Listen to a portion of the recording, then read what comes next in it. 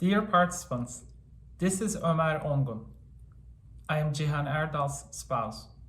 Cihan has been arbitrarily and unlawfully detained in Turkey, deprived of his freedom and access to education. But we are strong and fighting hard to bring him home, here in Canada. Please join us at freecihanerdal.ca. I'm honored to be able to share his letter with you through this video. Dear colleagues, I would like to briefly introduce myself. I'm a PhD candidate at the Department of Sociology and Anthropology in Carleton University, Ottawa, Canada.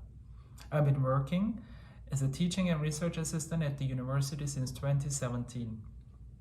I work on diverse themes such as young people's roles and experiences in social movements, in their state of being, temporality and memory in social movements, homeless youth and citizenship education in different countries, and contents of state curriculums. I am also the coordinator of Center for Urban Youth Research at Carleton University. Within my role, I help coordinate bringing youth researchers, academics, and activists together from around the world to produce knowledge and policy.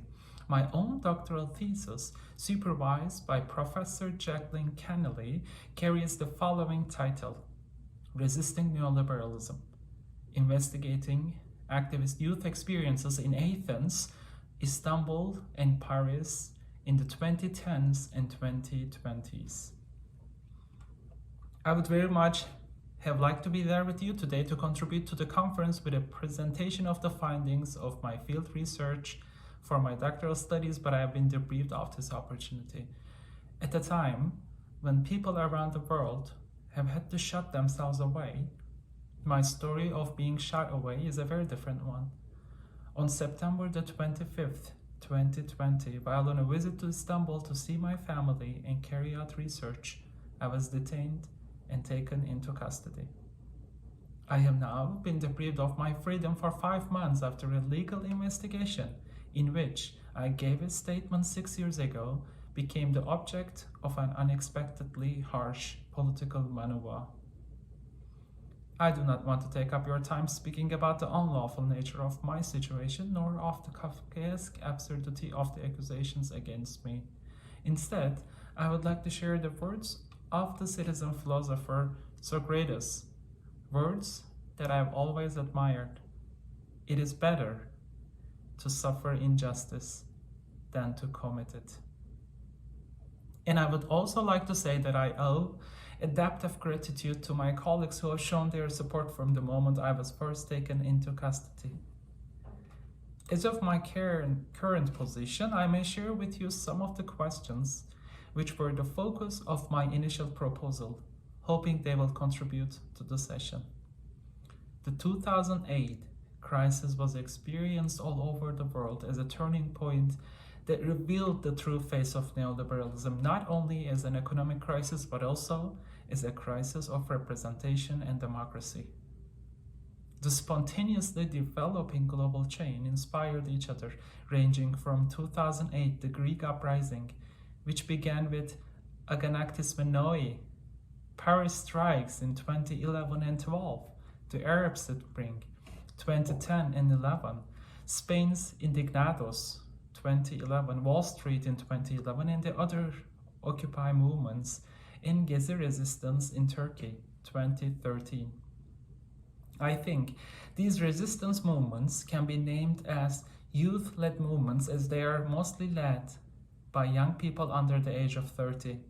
Although Europe and the world have experienced an atmosphere in which far-right, populist, xenophobic, homophobic, and climate denial policies are on the rise, since the second half of the 2010s, young people's collective devotion in social change, especially between 2008 and 2014, requires us to think carefully on their actor and subjectivity. While social movements literature and youth participation literature have been addressing the political participation forms and experiences of young people since the early 2000s, they have mostly focused on the issues of innovation and mobilization.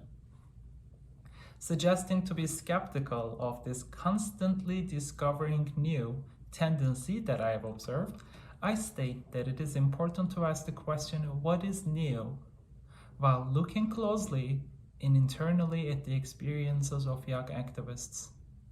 And at that point, we need a phenomenological effort, an in-depth study of activist youth's relationship with tradition, their experience in the present, and their prospect horizons can make it easier for us to understand in detail the ways in which young people exist in the space of social movements and their dynamics of engaging with others, other activists, and movements.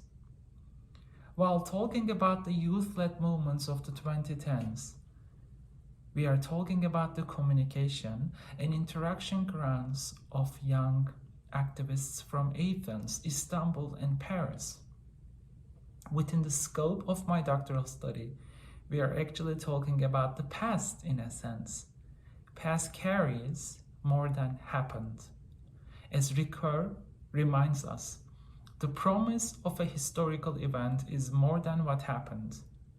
Therefore, in order to make sense of the activist habitus that create, manifest, and reproduce itself globally, from forms of political participation to forms of action, we must also question the future of the past. That is the incomplete potential of the past. In other words, referring to Koselleck's terms, the tension between the field of experience and the horizon of expectation of young protesters should be included in our analysis as a constitutive relationship that guides their vocabulary, actions. For example, I think it is important to ask the reappearance of the political ghosts of the 1968 or 1970s in Gezi, or on the streets of Athens, in Navarino Park, or more recently from squares and balconies in the capital Santiago in Chile. How can we interpret the rise of Victor Jara's songs in the context of our topic? Such a question shows me that the temporalities implied by the contemporary forms of political participation of young people are and should also be an important field of study.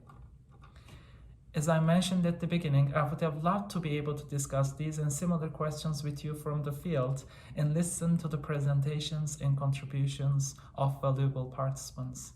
Please accept this letter as an apology for failing to keep my promise.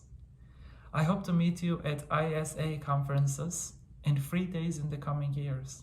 And thank you very much for hosting me at your session El Bait through this letter. With hope, Cihan Erdal, February 2021, Ankara.